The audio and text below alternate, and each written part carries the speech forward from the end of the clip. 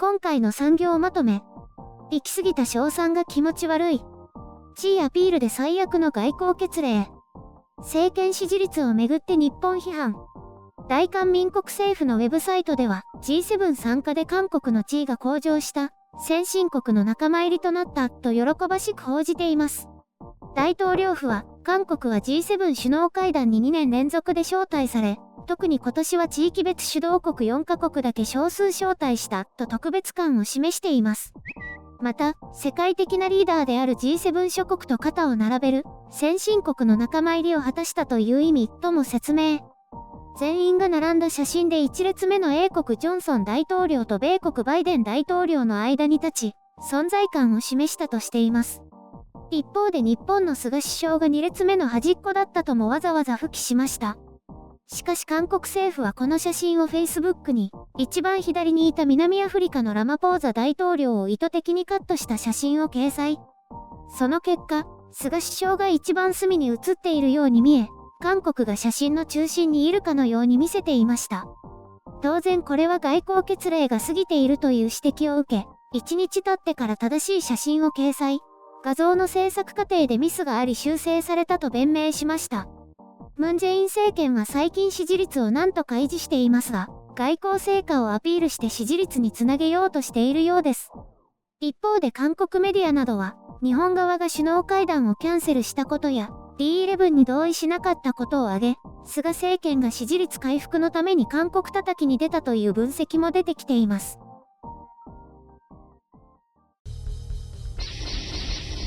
編集所感。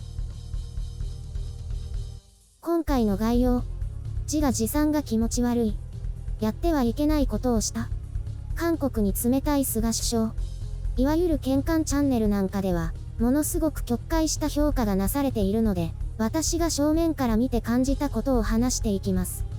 韓国政府が必死で叫んでいる特別感ですが、これについてはなきにしもあらず。ただ韓国政府の誇張にはさすがに笑ってしまいます。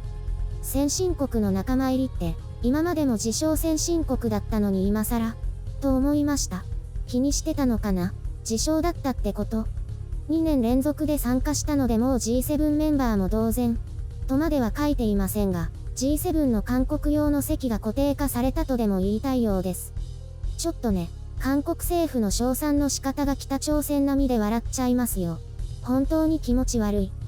韓国の保守の人たちはこんなページあまり見ないだろうけど、きっとネットでは叩かれていると思います。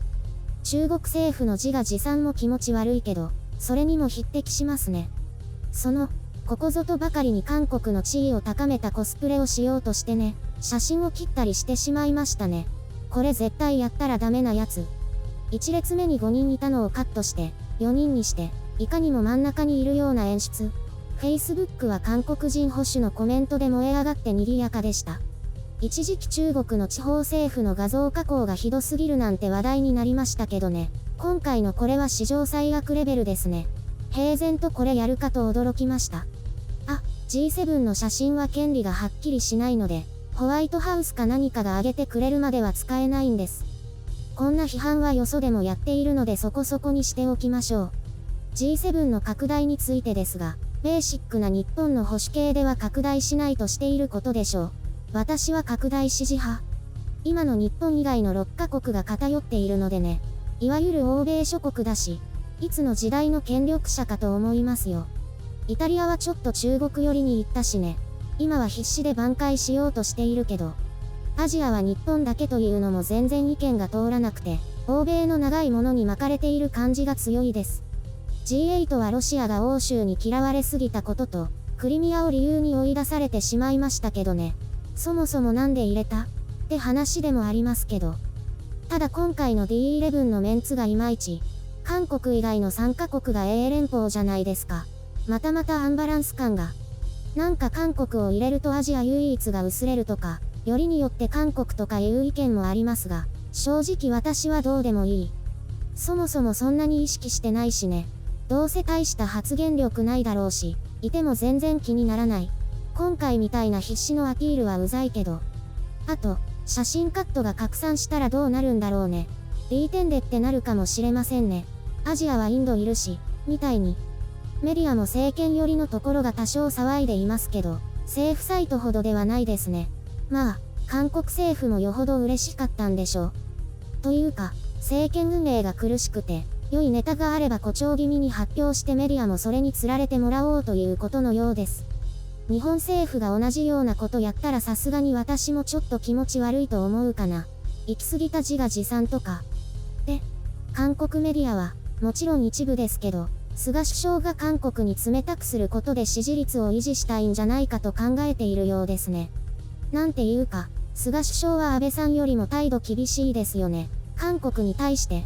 しかもかなり露骨な感じがする。まあ、それで支持率維持だとか考えているかどうかはわかりませんが、基本的に韓国側の対応が不十分と捉えているようですね。結局何にもしてないしね。判決が勝手に転がっただけで、政府レベルでは何か方針を変えたとか具体的な行動をとったとかはない。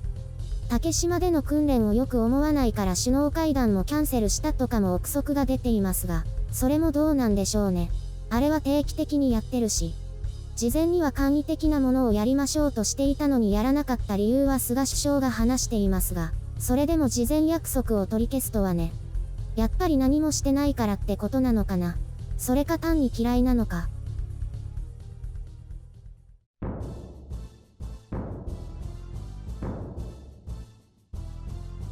うわ、写真の見たけど、これはやばいよね。もう直したから平気なのかな？わかんない。南アフリカで騒ぎになっているかもしれないね。一般のニュースサイトには出ていないけど、SNS では話題になってるかもね。あれ、立ち位置とか関係あるの？実はね、あらかじめ決まっていて、前列が国家元首で首相は2列目。あとは在任期間順なことが多いの。なのでムンジェイン大統領は真ん中あたりで菅さんは2列目の端っこなんだよ。あ、そういうことなんだ。韓国メディアは知らないの？韓国メディアというより韓国政府がそれを隠して騒いでいるだけみたいだね。なんか空港に降りた時にマスクしてたって話は何なの？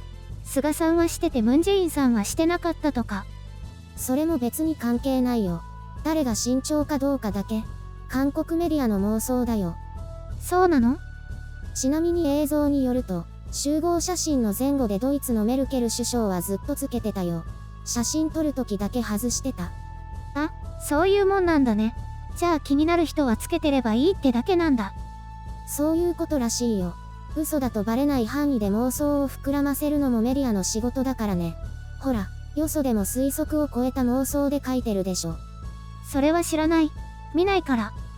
ゆるりんは G7 増えてもいいんだ。別に、もうあんな少ない国で会合している場合じゃないと思う。どうせなら南米から1カ国入れた方がいいよ。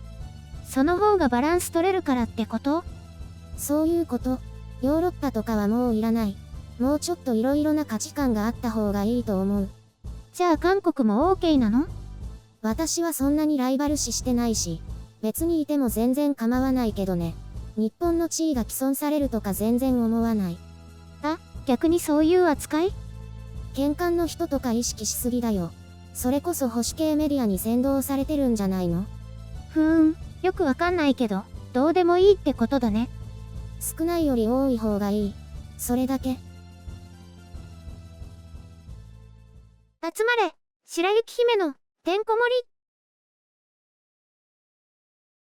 数少ない高校生からの親友がね、なぜか海外に行っちゃうんだよね。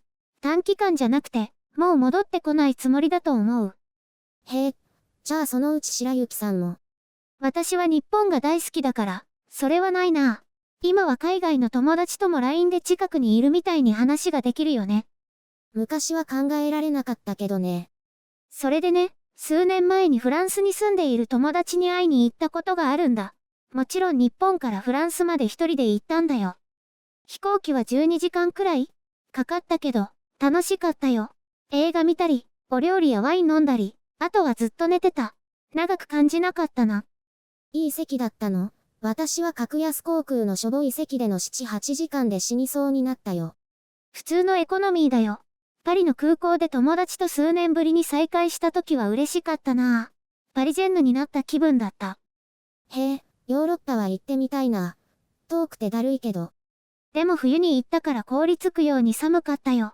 着ていったコートの上から友達に借りたコート着てたもん。着膨れして、見た目はパリジェンヌって感じじゃなかったかもね。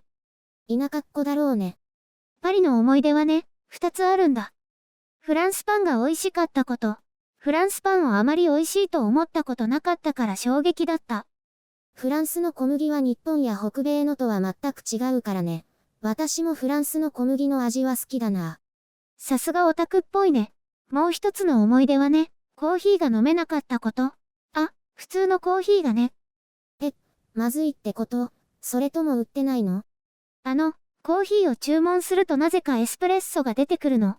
フランス人って苦くてちょこっとしか入らない小さなカップのエスプレッソを飲むんだよ。私実はエスプレッソ飲んだことない。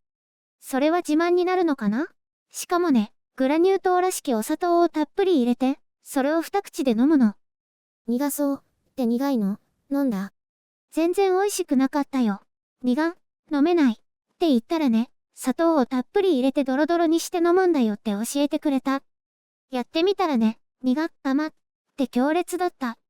エスプレッソじゃないコーヒーと言ったら、エスプレッソにたっぷりのミルクを入れたカフェオーレになっちゃう。私、そっちなら飲めるかも。好きじゃないけど。相変わらずお子ちゃまだね。1週間くらい友達の家に滞在したんだけどね。結局普通のコーヒーを飲んだのは、帰りの飛行機の中だったよ。お友達の家でも普通のコーヒーは出なかったの？そうなんだよ。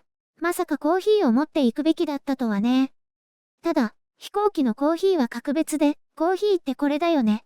なんて美味しいんだろうって感動したよ。